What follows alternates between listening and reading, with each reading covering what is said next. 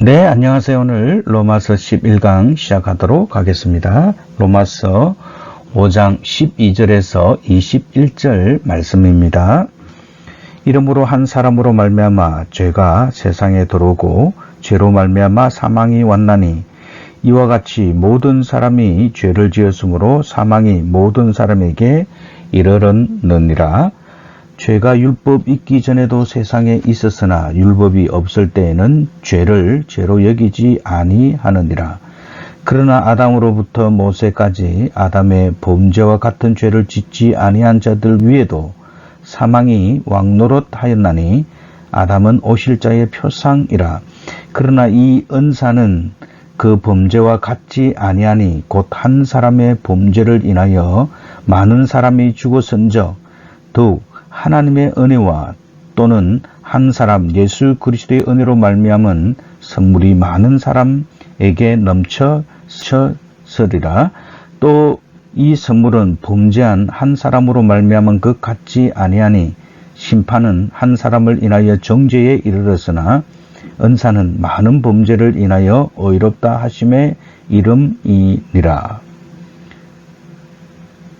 한 사람의 범죄를 인하여 사망이 그 한 사람으로 말미암아 왕노릇하였은즉 더욱 은혜와 의의 선물을 넘치게 받는 자들이 한 분 예수 그리스도로 말미암아 생명 안에서 왕노릇하리로다. 그런즉 한 범죄로 많은 사람이 정죄에 이른 것 같이 의의 한 행동으로 말미암아 많은 사람이 의롭다 하심을 받아 생명에 이르렀느니라.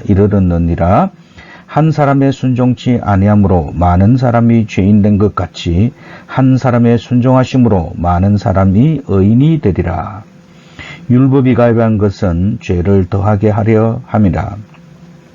그러나 죄가 더한 곳에 은혜가 더욱 넘쳤나니 이는 죄가 사망 안에서 왕노릇한 것 같이 은혜도 또한 의로 말미암아 왕노릇하여 우리 주 예수 그리스도로 말미암아 영생에 이르게 하려 하심이니라.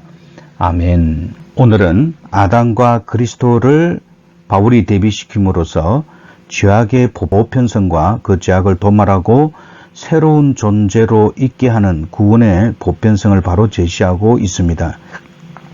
이로써 죄가 모든 사람이 인정할 수밖에 없이 확실한 것처럼 구원도 확실함을 오늘 설명해 주고 있습니다. 오늘 바울은 로마서 5장 12절에서 21절에서 원죄와 아담으로 인한 원죄와 인류의 구원을 설명하면서 그리스도를 마지막 아담으로 표현하고 있습니다. 당시 유대인들은 범죄 이전의 아담의 상태에 집착하면서 그리스도를 통하지 않고 인간 스스로가 아담이 가졌던 영광을 회복할 것이라고 생각하였습니다. 이에 대해 바울은 아담을 단지 타락한 인간의 원형으로 이해했고 그가 가졌던 영광에 대해서는 전혀 언급하지 않고 있습니다. 첫사람 아담은 인류의 대표자로서 하나님과 언약을 체결하였습니다. 그러나 그의 불순종과 언약 파기로 인간 속에 죄가 들어오고 죽음이 뒤따라 임하게 되었습니다. 그러나 마지막 아담이신 예수 그리스도는 그 형벌을 면제시키셨고 새 언약을 이루셔서 죄와 그에 따르는 죽음을 하나님의 은혜와 선물로 대치하였습니다. 이 사실을 한 사람의 범죄를 인하여 많은 사람이 죽었은즉 더욱 하나님의 은혜와 또는 한 사람 예수 그리스도의 은혜로 말미암은 선물은 많은 사람에게 넘쳤느니라고 15절에서 말하고 있습니다. 이는 아담이 잃어버렸던 것을 그리스도를 통해 다시 얻게 된다는 것입니다. 유대인들에게 있어서 아담의 범죄는 바울의 의견과 동일하게 받아들였지만 그리스도를 통한 회복은 전혀 받아들이지 않았습니다. 따라서 바울은 고린도전서 15장에서 부활의 문제를 자세히 다루고 있는데 여기서 산영으로서 첫사람 아담과 살려주는 영으로서 마지막 아담이신 예수 그리스도를 더욱 부각시켜서 설명하고 있습니다. 첫사람 아담은 흙에 속한 자였으나 마지막 아담이신 예수 그리스도는 하늘에 속한 자라고 고린도전서 15장 45절에서 말씀하고 있습니다. 참된 중보자로서 인류의 구원의 첫 열매가 되셨다고 고린도전서 15장 20절에서 예수 그리스도 말씀하셨는데, 즉 아담이 타락한 인류의 시조가 된다면 마지막 아담인 예수 그리스도는 새로운 인류의 시조가 되시며 새로운 생명을 가능케 하시는 분으로 말씀하고 있습니다. 그리스도는 아담과는 전혀 다른 참된 인간이셨고, 또한 그는 완벽한 신성을 가지신 분이시기 때문에 예수 그리스도는 하늘에 속한 분이십니다. 자, 오늘 먼저 아담의 범죄에 대해서 바울이 설명할 때 아담 한 사람으로 인하여 죄가 세상에 들어오고 죄로 말미암아 사망이 왔다라고 설명하고 있습니다. 바울은 먼저 그리스도로 인해 새로운 하나님의 구원 역사가 시작되었음을 설명하기 위해 먼저 옛 사람 아담에 대해서 설명을 하기 시작합니다. 아담을 통하여서 죄가 세상에 들어오게 되었음을 이야기하고 있는데, 이는 하나님의 선하신 창조가 죄로 인해 오염되었음을 가리킴과 동시에 죄의 세력이 이 세상에 지배하고 있음을 말합니다. 죄로 말미암아 사망이 왔다라고 바울이 이야기하고 있는데, 바울은 여기서 하나님께서 아담에게 선악을 알게 하는 나무의 실과는 먹지 말라, 내가 먹는 날에는 정령 죽으리라고 창세기 2장 17절에서 하셨던 명령을 염두에 두고 있음이 분명합니다. 죄와 사망은 불가피한 연관성을 갖고 있습니다. 여기서 사망은 첫 번째로 육체적인 죽음을 말하며, 두 번째로는 하나님과의 단절을 말하고, 세 번째로는 지옥의 형벌로 영원한 죽음을 말합니다. 요한계시록 21장 8절에 나와 있습니다. 자, 로마서 5장 12절, 이러므로 한 사람으로 말미암아 죄가 세상에 들어오고 죄로 말미암아 사망이 왔나니 이와 같이 모든 사람이 죄를 지었으므로 사망이 모든 사람에게 이르렀느니라. 죄의 기원은 아담의 불순종으로 말미암아 선악과를 따먹음으로써 시작이 되었습니다. 죄의 결과로 아담은 영적으로 즉시 죽었다라는 것입니다. 영적으로 즉시 죽었다는 말은 하나님과의 교제의 관계가 끊어진 것을 이야기하고 있고, 또 인간 속에 들어있는 그 영원한 생명이 죽었음을 말씀하고 있는 것입니다. 두 번째로는 관계의 파괴를 가져오게 되었습니다. 관계의 파괴를 통하여서 인간의 삶의 고통과 고난이라는 형벌의 죄를 대가로 받게 되었습니다. 그리고 여자는 잉태와 해산의 고통을 받게 되었고, 남편을 사모하고 그 고리 밑에 놓이는 형벌이 있게 되었습니다. 여기에서 남편을 사모한다는 말은 남편에 기대어 의지하여 산다라는 뜻으로 종속이나 굴욕의 뜻이 아니라 하나님으로부터 부여받은 남편의 권위를 인정한다는 뜻입니다. 그러나 이 개념은 고대 사회에서 종속의 개념으로 수용되어 여자는 남자의 소유물로 취급받게 되었습니다. 한편 남자가 받은 형벌은 생계를 위해 죽도록 일을 해야 된다는 것과 흙에서 왔으므로 결국 흙으로 돌아가게 된다는 것입니다. 피조물에 대한 세 번째로는 피조물에 대한 지배와 복종의 관계가 경쟁과 고통의 관계로 변하였습니다. 원래 피조 세계도 약육강식의 세계가 아니라 서로 상호 보완, 서로 존중하며 살게 되었도록 하나님께서 창조하셨습니다. 피조물에 대한 지배와 복종의 관계가 경쟁과 고통의 관계로 변하였다. 원래 하나님께서 이 세상을 창조하셨을 때는 모든 이 동물의 세계도 잡아먹는 그런 약육강식의 세계가 아니었습니다. 하나님의 나라는 이사야 11장 6절에서 9절에 말씀한 것처럼 그때에 이리가 어린 양과 함께 살며 표범이 어린 염소와 함께 누우며 송아지와 어린 사자와 살진 짐승이 함께 있어 어린 양에게 끌리며 그때에 염소와 곰이 함께 먹으며 그들의 새끼가 함께 엎드리며 사자가 소처럼 풀을 먹을 것이며 젖먹는 아이가 독사의 구멍에서 장난하며 젖된 어린 아이가 독사의 굴에 손을 넣을 것이라. 내 거룩한 산 모든 곳에서 해됨도 없고 상함도 없을 것이니 이는 물이 바다를 덮음같이 여호와를 아는 지식이 세상에 충만할 것임이니라. 주님이 다스리는 나라가 되면 사막의 샘이 넘쳐 흐르고 꽃이 피어 향내 나고 꽃동산이 된다고 말씀합니다. 심지어 사자들이 어린 양과 뛰놀고 어린이가 독사굴에 손을 넣어도 물지 않는 참사랑의 기쁨의 그 나라가 된다고 우리들에게 말씀해주고 있습니다. 따라서 인간 타락은 바로 이런 피조물과의 관계도 이렇게 고통의 관계로 변화했다라는 것을 말씀해주고 있습니다. 그리고 아담에게는 또 육체적인 죽음이 오게 되었습니다. 그래서 우리 모든 인간은 다 오늘 너는 흙이니 흙으로 돌아가라고 하나님께서 하신 그 말씀 그대로 우리 인간은 죄로 말미암아 육체적인 이 죽음이 올 수밖에 없는 것입니다. 하나님께서 인간을 얼마나 잘 만드셨냐. 육체적인 죽음을 하나님께서 선언하고도 그 당시에 이게 1000년 가까이 살은 것을 보면 하나님께서 인간이 영원히 살 수 있도록 이 육체를 얼마나 잘 만들었는지 우리가 알 수 있습니다. 자, 두 번째로는 죄와 사망이 모든 사람에게 파급이 되었다. 우리가 그렇게 볼 수 있는데, 자, 먼저 13절과 14절을 다시 한번 더 읽어드리도록 하겠습니다. 죄가 율법 있기 전에도 세상에 있었으나 율법이 없을 때에는 죄를 죄로 여기지 아니하였느니라.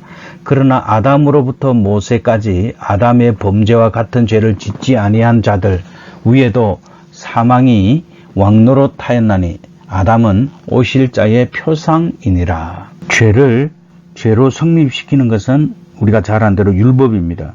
그래서 이 율법은 곧 하나님의 명령입니다.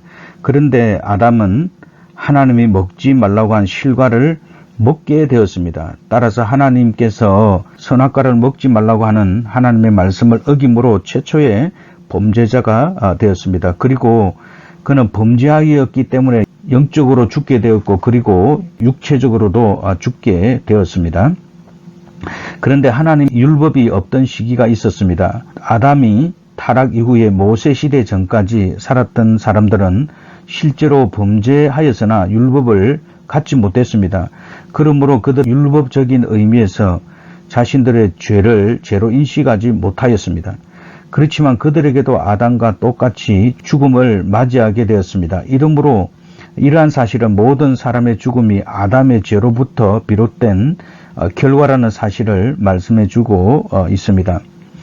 따라서 우리는 여기에서 하나님께서 기록된 율법에 의해서만 죄를 심판하시지 아니하신다는 것을 배우게 됩니다.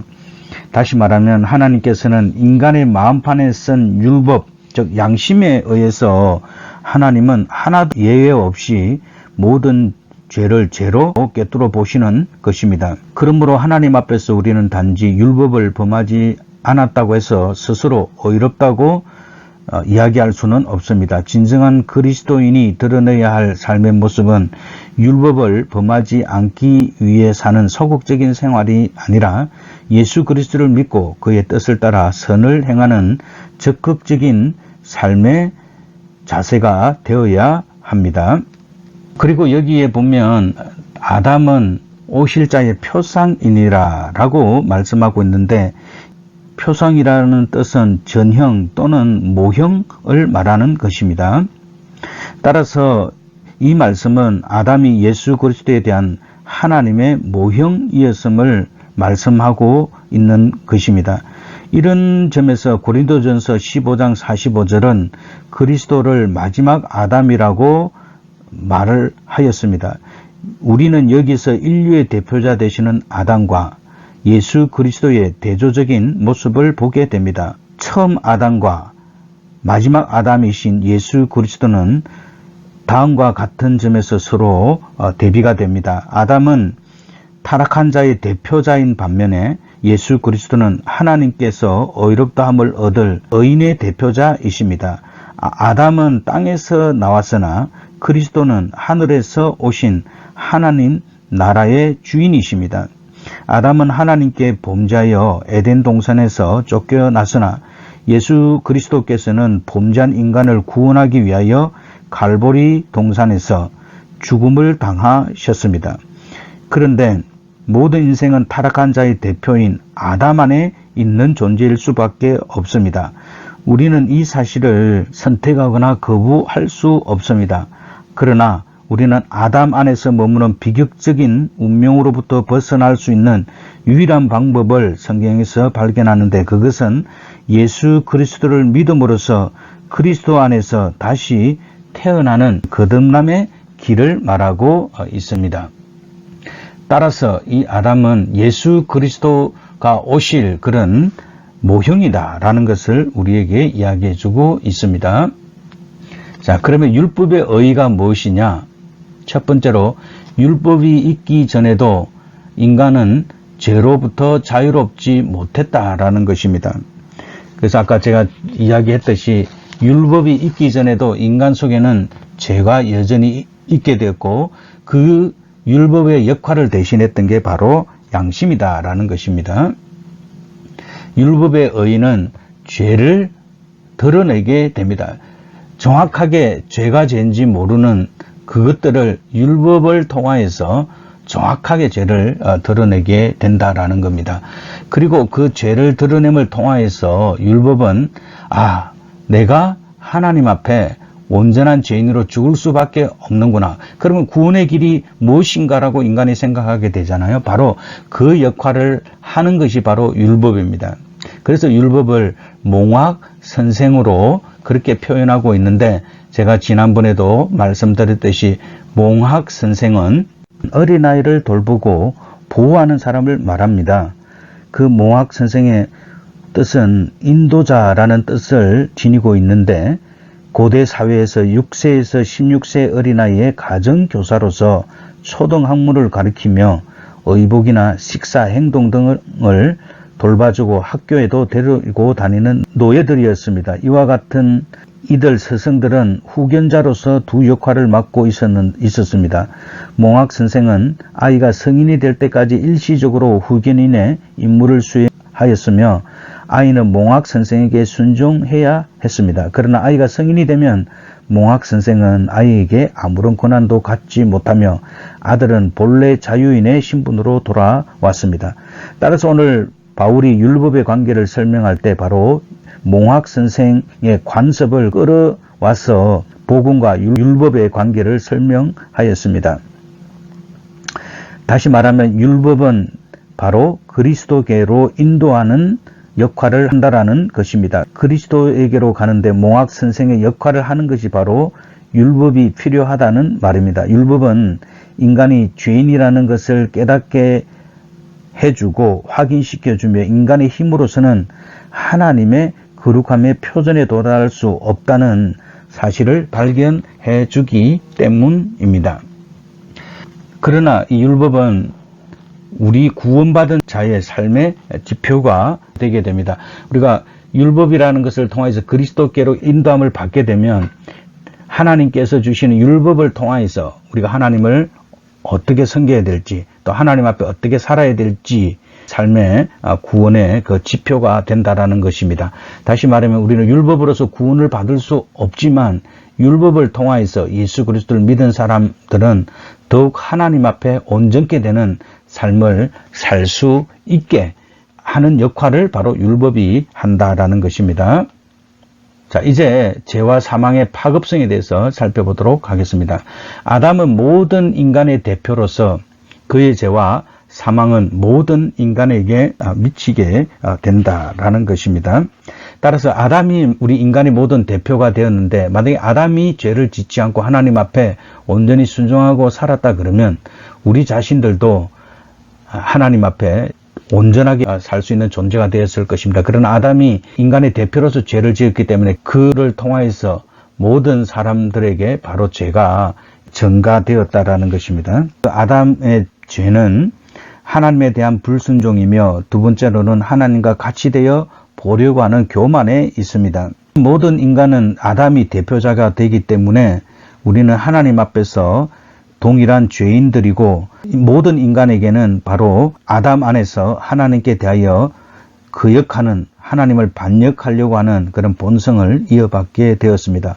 따라서 이러한 죄를 통하여서 바로 사망이 오게 되었습니다. 아담이 인간의 생명의 강물을 오염시켰기 때문에 누구든지 그 강물을 마시는 자는 동일한 병에 오염되어 있다. 그렇죠. 우리가 이것은 이제 하나의 비유인데 우리가 조그만한 병물 속에 만약에 조그만한 독약을 이렇게 넣었다 그러면 그 물을 마시는 모든 사람들은 다 죽게 됩니다. 왜냐하면 그 물 자체가 오염이 되었기 때문입니다. 아담이 죄에 오염되어 있기 때문에 아담의 모든 후손들은 바로 그 오염된 죄의 본성을 갖고 태어난다는 그런 말입니다. 아담과 그리스도 15장에서 19절의 말씀입니다. 그래서 따라서 결과적인 대조를 한번 먼저 보도록 하겠습니다. 그러나 이 은사는 그 범죄와 같지 아니하니 곧 한 사람의 범죄를 인하여 많은 사람이 죽었은즉 더욱 하나님의 은혜와 또는 한 사람 예수 그리스도의 은혜로 말미암은 선물이 많은 사람에게 넘쳐서리라. 따라서 바울은 15절에서 이 은사는 바로 예수 그리스도에게로부터 오는 은혜를 이야기하고 있는데 구원의 선물이거든요. 그 구원의 선물은 범죄와 같지 아니하나니 곧 한 사람 범죄를 인하여 아담의 범죄로 인하여 많은 사람이 죽었은즉 더욱 하나님의 은혜와 또는 한 사람 예수 그리스도의 은혜로 말미암은 선물이 많은 사람에게 넘쳐서리라. 이 은사라는 말은 은혜와 관계됩니다. 그래서 이 은혜는 범죄를 대신하는 단어이고 이 은사를 통하여서 우리는 예수 그리스도의 은혜로 구원을 받게 되었던 것입니다. 인간 사이에서 교환되는 보통의 선물을 말하는 것이 아니라 하나님이 인간에게 내리시는 가장 높고 귀한 선물을 말하는데 바로 이 선물이 하나님의 독생자 예수 그리스도를 가리키는 상징적인 표현입니다. 이 선물은 곧 인간에게 주어진 최고의 은혜라고 할 수 있습니다. 하나님은 당신의 선물이신 예수 그리스도를 통하여서 죄에 빠진 인간을 구원하시려고 하는 하나님의 은혜의 실질적인 표현인 것입니다. 따라서 우리는 이 선물인 예수 그리스도를 통하여서 구원을 받게 되었습니다. 그래서 우리가 이 세상에서 가장 귀한 선물을 받은 사람이기 때문에 우리는 가장 행복하며 또한 가장 부유한 자로 하나님의 기쁨을 갖고 은혜 가운데 살아야 될 것입니다. 바로 이것이 하나님께서 우리에게 예수 그리스도로 말미암아 주신 선물의 의미입니다. 우리에게 이 선물이 넘쳐서리라 그렇게 이야기하고 있지 않습니까? 따라서 하나님의 은혜는 우리 가운데, 우리의 삶 가운데 항상 넘칠 수 있도록 우리가 신앙생활 해야 되는 것입니다. 이 은혜는 절대로 마르지 않습니다. 마르지 않는 샘물이 되어서 언제나 우리 영혼을 충만케 하고 하나님 은혜 가운데 살게 하십니다. 두 결과를 대조해 보면 아담은 우리 인간에게 죄를 가져왔습니다. 그러나 마지막 아담인 살려주시는 아담이신 예수 그리스도는 우리에게 은혜, 구원의 은혜를 가져왔습니다. 따라서 아담은 사망을 가져오게 되었는데 예수 그리스도는 우리에게 영원한 생명의 역사를 이루어 주셨습니다. 아담은 하나님께 불순종함으로써 인간 사이에 또 하나님과 불화하는 관계를 우리에게 주었다 그러면 예수 그리스도는 십자가의 죽으심을 통하여서 하나님과 우리 사이에 있었던 그 담을 무너뜨리고 하나님과 우리와 평화하게 하였고 또 이 평화는 우리 인간 삶 속에서도 흘러 넘쳐 나가게 됩니다. 첫 번째 아담은 죄에 대해서 완전히 무능력하였습니다. 구원의 생명에 대해서도 어떤 능력도 가질 수 없게 되었습니다. 그러나 예수 그리스도는 우리에게 구원의 능력이 되고 또 죄를 이길 수 있는 그런 능력을 예수 그리스도께서 우리에게 주셨습니다. 그리고 아담은 영원히 하나님과 우리가 분리되어서 죽을 수밖에 없는 그런 운명을 우리에게 주게 되었으나 예수 그리스도는 우리에게 영원한 하나님과 교제하며 그 하나님의 생명으로 우리를 인도하였음을 아담과 예수 그리스도를 대조하여서 우리에게 이야기해주고 있습니다. 16절에 보면 또 이 선물은 범죄한 한 사람으로 말미암은 것과 같지 아니하니 심판은 한 사람을 인하여 정죄에 이르렀으나 은사는 많은 범죄를 인하여 의롭다 하심의 이름이니라. 아담은 한 사람의 범죄가 계속적인 인간의 탄생으로 죄를 증가시켰습니다. 그러니까 아담 한 사람 혼자 있을 때보다 지금 오늘날 모든 이 어마어마한 인간이 살고 있는 이 지구 속에 이 죄가 아담 한 사람 안에서 모든 사람들이 연결되어 있기 때문에 바로 그 인간의 죄가 점점 증가하게 되었고 이 죄가 더 많아졌다라는 것을 우리들에게 이야기해 주고 있습니다. 그런데 예수 그리스도께서는 십자가의 죽으심으로 모든 인간의 과거와 현재와 미래의 죄가 다 용서되었다라는 것을 말씀해 주고 있습니다. 자, 17절 선택의 대조 보도록 하겠습니다. 자, 한 사람의 범죄를 인하여 사망이 그 한 사람으로 말미암아 왕노릇하였은즉 더욱 은혜와 의의 선물을 넘치게 받는 자들이 한 분 예수 그리스도로 말미암아 생명 안에서 왕노릇하리로다. 이렇게 이야기하고 있습니다. 아담의 범죄로 말미암아 죄가 선하게 창조된 이 세상에 들어오게 되었고 이 세상을 죄로 오염시켰습니다. 그 죄는 인간 속에서 계속 역사하게 되었다라는 것입니다. 원래 인간은 죄의 통치를 받는 것이 아니라 하나님을 통치자로 삼고 하나님의 대리자로서 그 인간은 이 세상의 만물을 다스리는 역할을 하여야 되는데 이 죄로 말미암아 이 질서가 파괴가 되었다라는 것입니다. 인간 속에 역사하는 죄의 지배를 통하여서 우리는 하나님 대신에 죄를 우리에게 오게 한 그 사단이 우리의 통치자로 군림하게 되었고 하나님의 존재 자체가 우리 인간 속에서는 완전히 무시되어 버렸다라는 것입니다. 따라서 인간은 아무 의식 없이 아무런 꺼리낌 없이 죄의 종노릇하면서 살게 되었습니다. 그런데 이런 하나님, 인간, 자연 이런 그 질서가 완전히 깨어져서 이 인간 속에 깨어진 관계를 통하여서 혼돈과 혼란과 죄와 이 모든 것들이 다 오게 됐는데 바로 이것을 무너뜨리는 사건이 바로 예수 그리스도께서 광야에서 시험을 받으신 사건입니다. 마귀는 천하 만국을 마치 자기인 것처럼 예수님에게 보여줬습니다. 그러면서 나에게 경배하면 이 모든 것을 다 줄 것이다 라고 그렇게 이야기했습니다. 여기서 경배하라는 말은 사단이 이 세상에 최고의 통치자로 내가 있으니까 나에게 예배하라는 말입니다. 하나님께서는 사단이 이 세상을 지배할 행사와 권리를 부여했습니까? 그렇지 않습니다.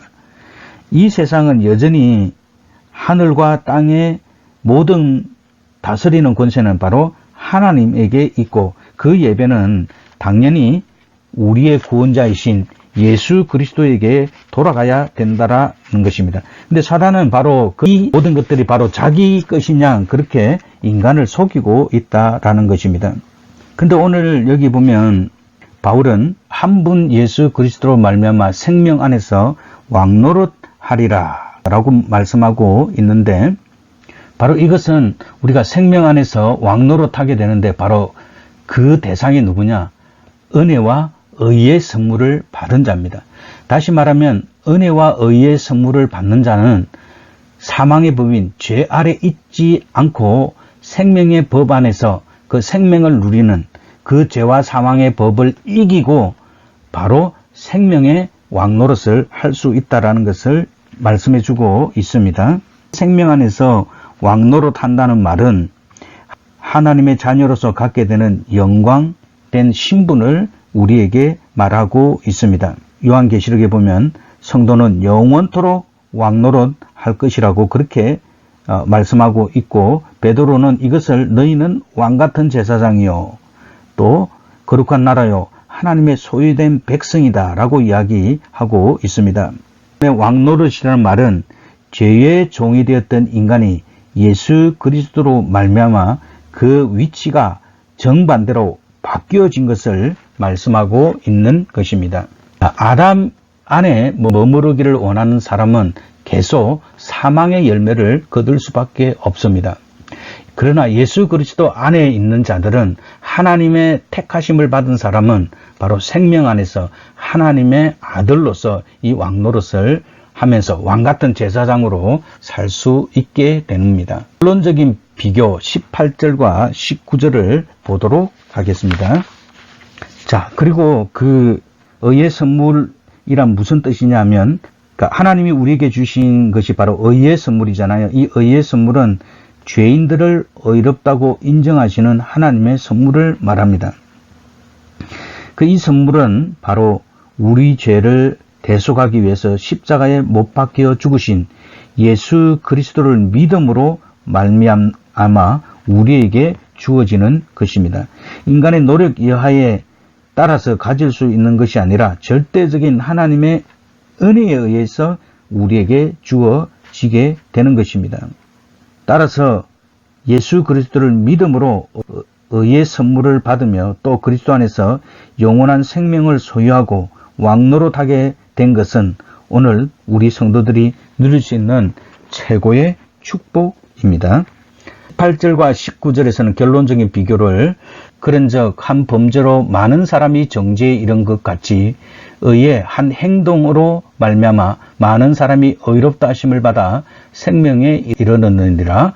한 사람의 순종치 아니함으로 많은 사람이 죄인 된 것 같이 한 사람의 순종하심으로 많은 사람이 의인이 되리라. 이 18절과 19절에서 12절부터 17절까지 이야기한 것들을 다시 요약해서 말하고 있습니다. 죄인된 인간이 생명에 이르게 된 과정을 설명하고 있습니다.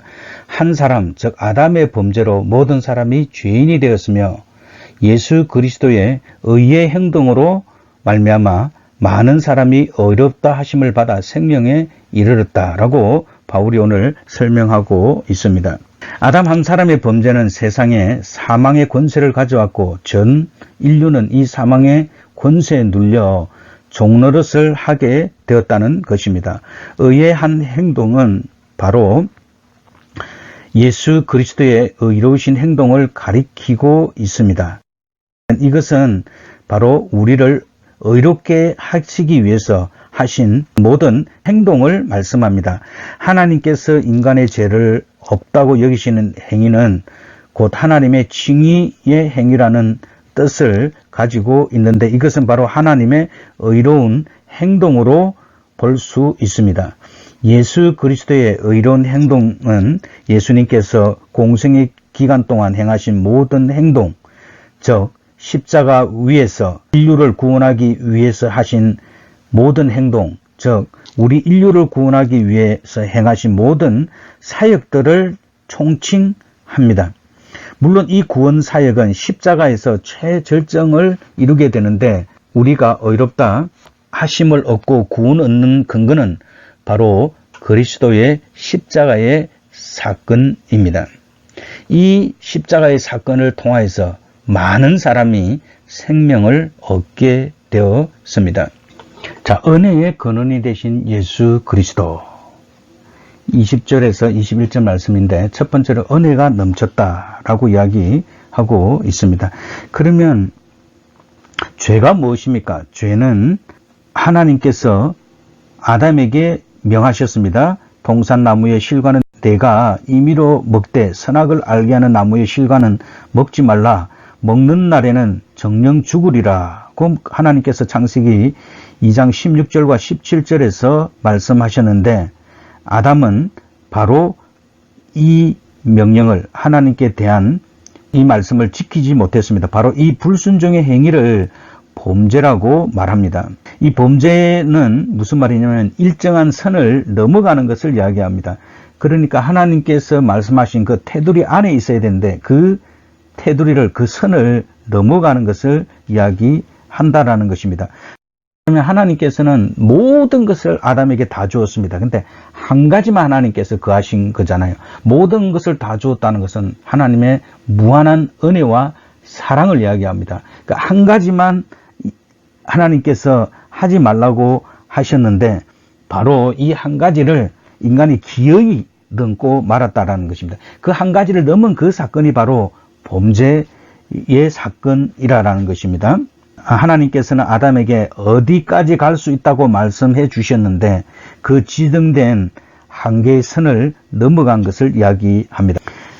따라서 그 아담의 그 죄는 하나님이 지정한 그 한계를 넘어가게 되었는데 그 아담의 죄의 성품을 우리가 받았기 때문에 오늘날 성도들도 넘지 말아야 될 하나님의 절대 주권에 해당하는 이 경계선을 우리도 이 선을 잘 알고 믿음 안에서 지켜야 됩니다.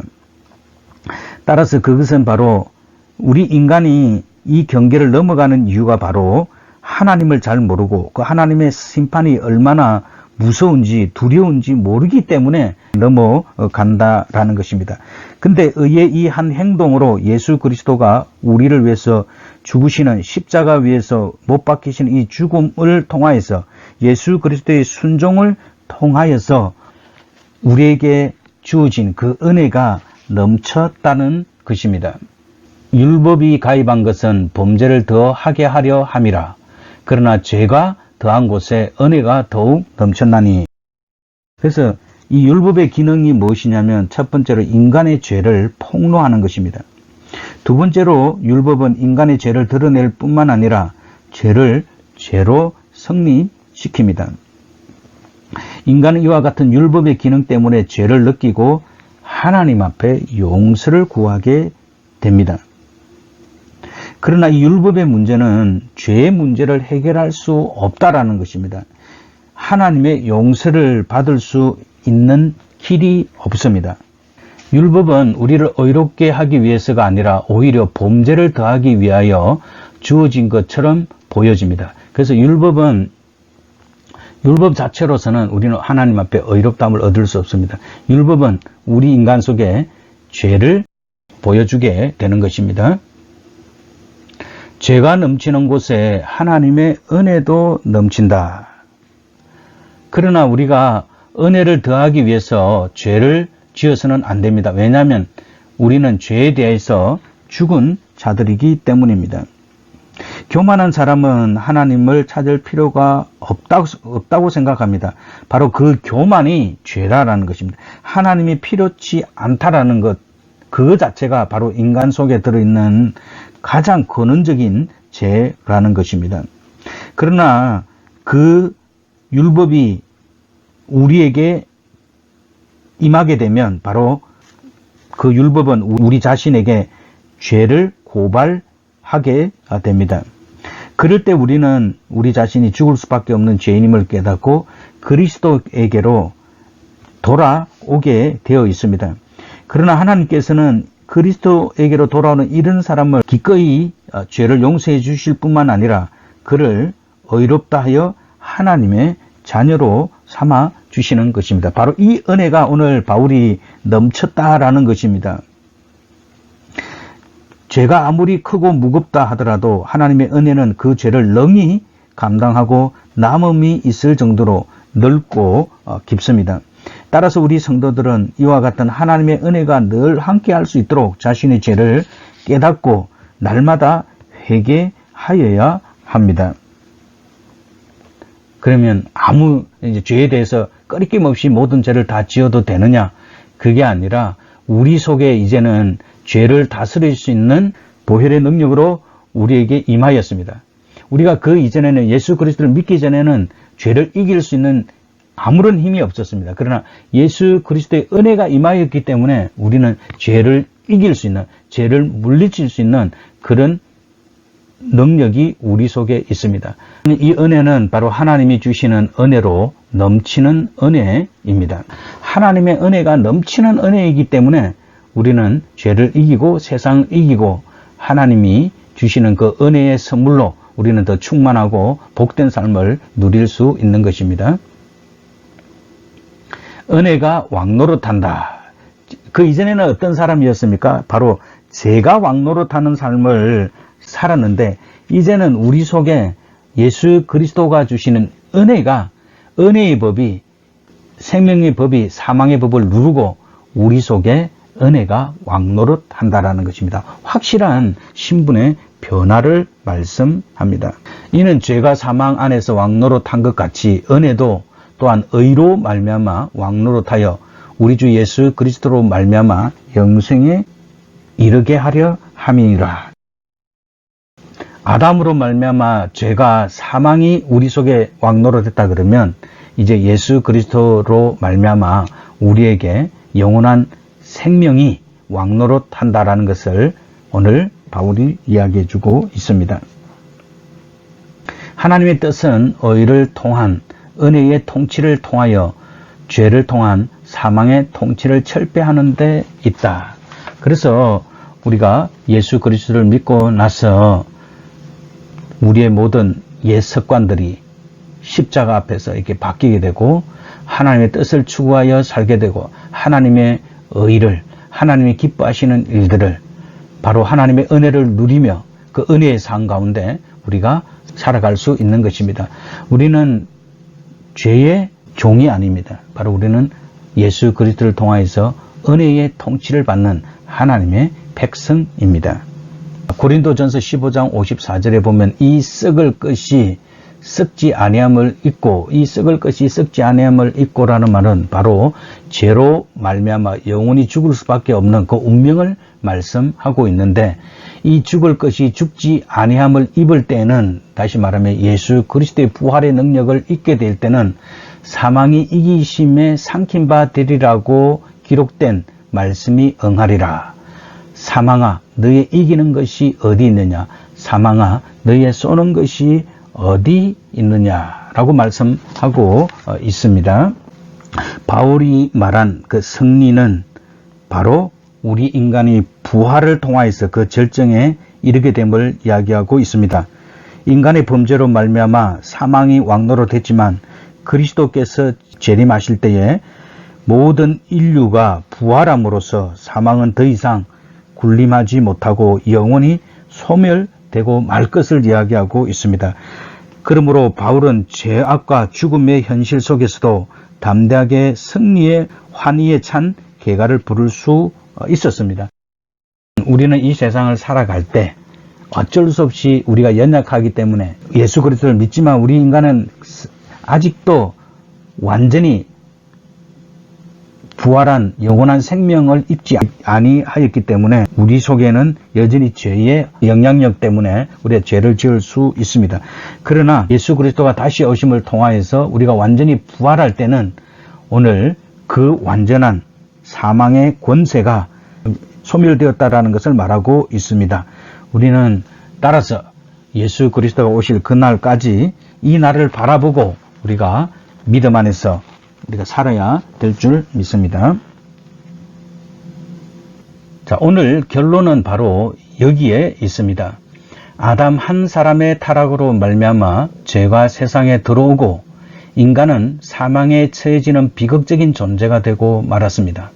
그러나 하나님께서는 한 의가 되시는 예수 그리스도를 통하여 전적으로 타락한 인간에게 넘치는 은혜를 부어 주셨습니다. 한 사람의 타락으로 들어온 죄와 사망이 한 분 예수 그리스도로 인하여 은혜와 생명으로 바뀌었습니다. 우리는 이제 예수 그리스도께서 피로써 열어놓으신 그 길을 통하여 은혜의 보좌로 나아가기만 하면 됩니다. 그래서 하나님 안에서 절구하는 삶을 살기만 하면 되는 것입니다. 하나님의 은혜는 지금도 넘치고 있습니다. 할렐루야, 아멘. 예, 기도하도록 하겠습니다. 살아계신 하나님 아버지 참으로 감사합니다. 오늘은 하나님 예수 그리스도를 통하여서 얼마나 큰 은혜의 선물을 받은 귀한 존재임을 우리가 다시 한번 살펴보았습니다. 하나님, 우리는 아담 안에서는 죽을 수밖에 없는 사망이 우리를 지배할 수밖에 없는 그런 운명이었습니다. 그러나 예수 그리스도께서 우리 죄를 위하여서 죽으심으로 하나님께서 우리에게 거저 주시는 구원의 선물을 은혜로 우리에게 허락해 주셨습니다. 하나님, 우리가 더 이상 죄의 종노릇 하지 아니하고 하나님의 아들로서 죄를 이기고 세상을 이기는 그런 그리스도의 은혜 아래서 왕노릇할 수 있는 저희들이 될 수 있도록 주님께서 도와주시옵소서. 예수님이 순종하여서 온전히 구원의 길을 걸어가신 것처럼 하나님, 저희들도 순종을 통하여서 하나님의 온전한 영광을 나타낼 수 있도록 주님께서 도와주시옵소서. 우리에게 주신 이 영원한 생명을 하나님, 우리가 누리며 자유함을 누릴 수 있도록 주님께서 도와주시고, 이 복음의 진리를 우리의 이웃들에게, 예수 믿지 않고 멸망의 길을 가는 많은 사람들에게 증거할 수 있도록 우리 하나님께서 도와주시옵소서. 다시 한번 하나님 아버지, 예수 그리스도의 은혜로 말미암아 우리를 의롭다 해주시고 영원한 생명을 주심을 감사합니다. 우리 하나님께 오직 영광을 돌리는 귀한 삶을 살아갈 수 있도록 주께서 도와주시옵소서. 감사합니다. 예수님이 귀하신 이름으로 기도드립니다. 아멘.